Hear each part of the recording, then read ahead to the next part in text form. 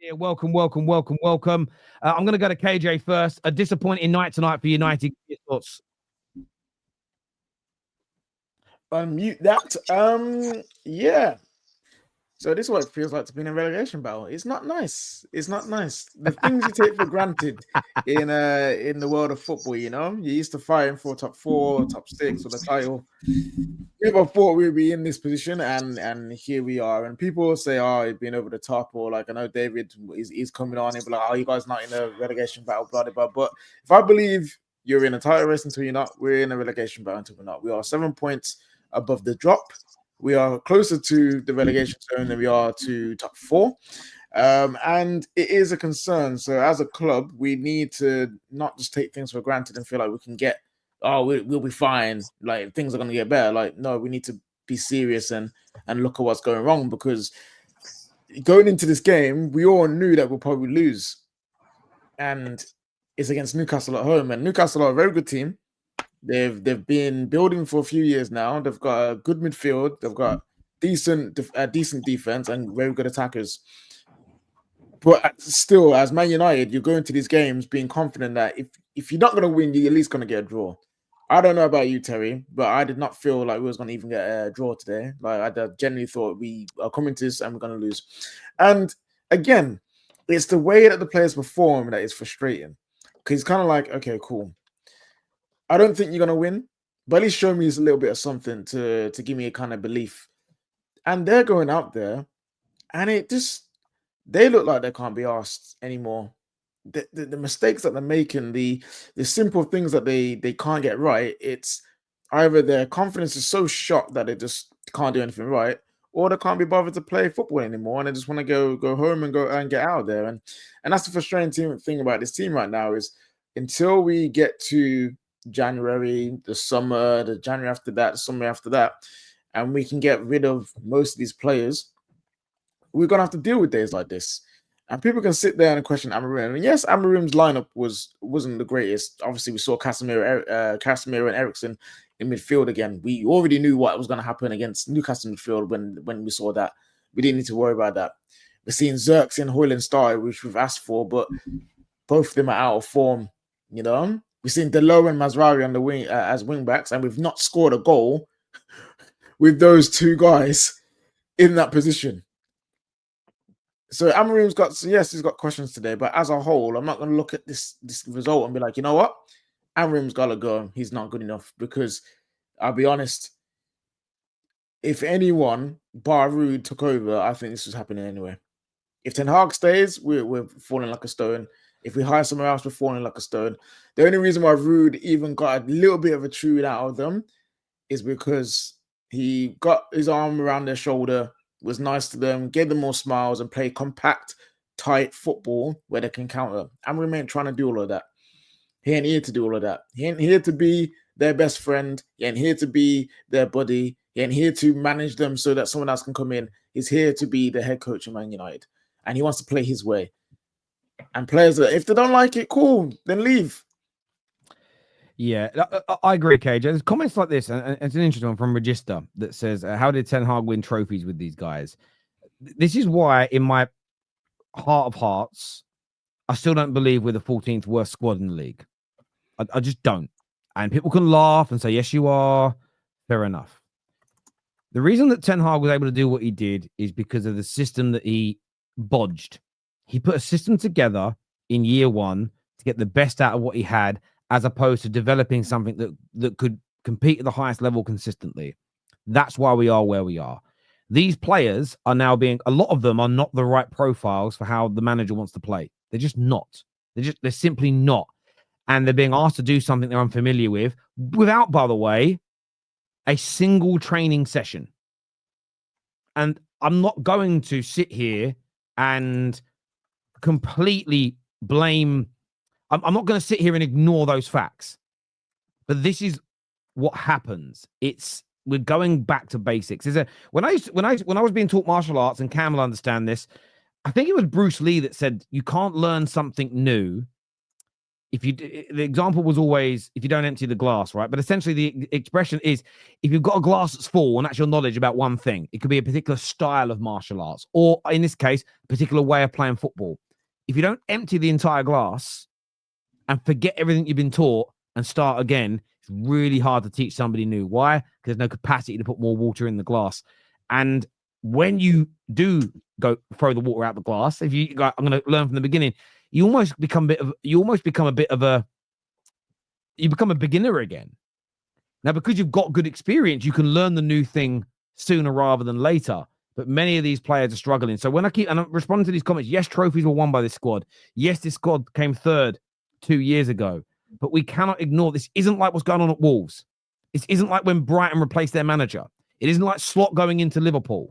This isn't about a new head coach taking over a project that's being built for 1, 2, 5, 10, 12, 15 years. This is everything starting again from scratch. The biggest mistake, if you're going to criticize anything, is we should have done it in the summer, started buying the players we needed in the summer and given the squad a pre-season.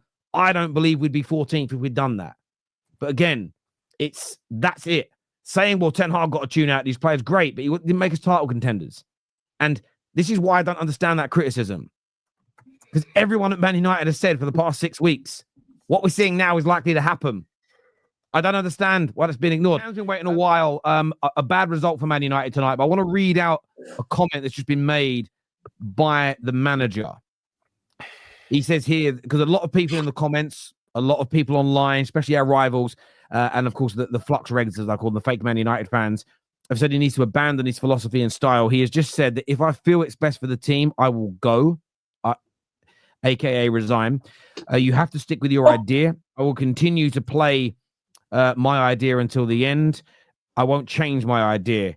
I change something tactically every game.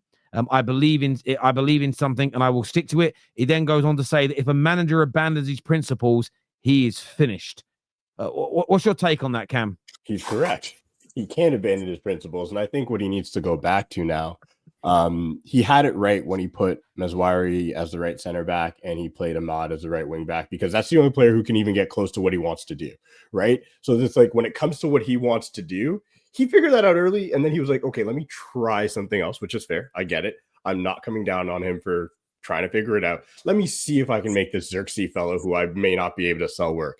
That was his biggest mistake today. Like the moment Manu came in, Newcastle didn't get an attempt on that after, like there was like the stat they said they didn't get another attempt for like another, it was like 40 minutes or something. Like we gained back a lot of control. We weren't better. By no means am I saying we're better. Newcastle outplayed us, but it goes to show that right now with the players we have, and I'm going to say this and I'm going to repeat it. I think you guys were harsh last week when you said Bruno and was the first that needs to go or whatever. He absolutely, we keep seeing it over and over. And I know there's people on here not going to agree, but we see it over and over. You drop Bruno and we look absolutely trash when it comes to. You're wrong. I think you're wrong, Cam. No. I told you. I sent you a message. You're wrong.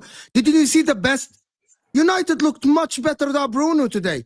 The ball movement, you looked much better. He's being sick. No, Bruno, the ball movement. Let me finish. No, you're wrong. Let me answer. Bruno out of the team, and they look much better. I was patient. No, you're wrong. You're wrong. Let me get to my point. I'm not saying he won't have to go eventually.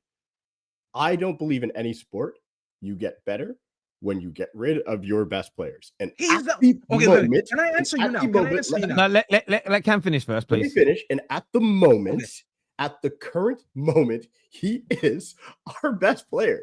And it's just facts. And people just got to get over what they don't like about him or what they do or whatever it is, because at the end of the day, when he is playing either up front in the attack or in the midfield, we had way more control. Terry, what you said earlier, the martial arts analogy was such a good one, because I'm a junior black belt in Goju-Ryu.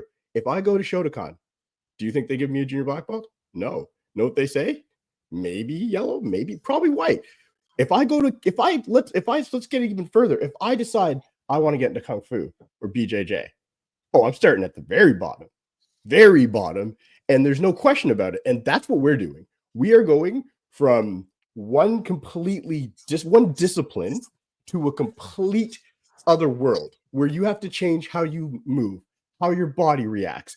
everything you've learned when it comes to what you're doing, you have to change. And that's what we're seeing with Amarin style, because these players have no idea what they're doing out there half the time, and you can tell. And I'm not blaming the manager for that, because he's got to drill them.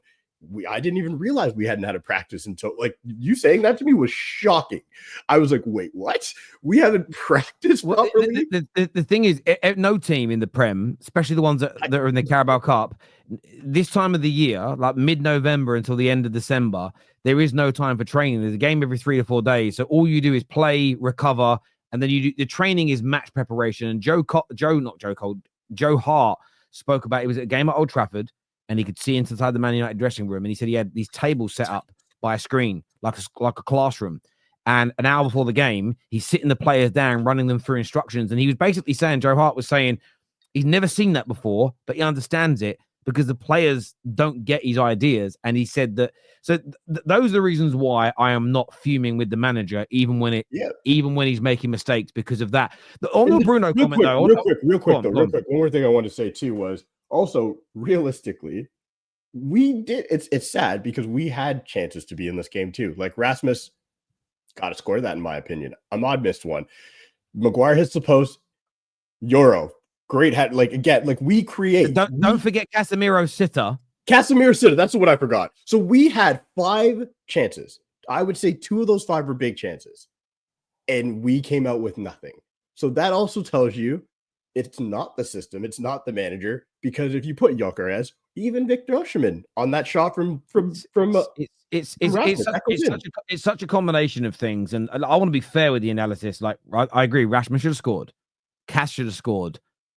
Maguire's the only one where I'm not saying you should have done. I thought that Euro should hit the target with that header, but I was even frustrated today with Ahmad, because I like Ahmad, but I think we need to be critical of everybody. There was a time where Mazza makes a run on the outside and he should be passing it to him. And the one thing Ahmad did today too many times, and we've criticized Rashford and Garnacho for it as well, is don't shoot when there's 2 or 3 men in front of you. The likelihood of your shot bypassing the 2 or 3 in front of you and the goalkeeper and going in is so low. Play the pass, play that extra pass in that scenario. But that's been our problem in the last 4 matches. All of our last 4 games. I'm not saying we deserve to win before anybody in the comments cries.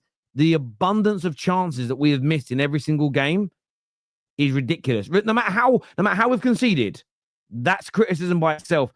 The amount of chances we've missed is ridiculous. It really is.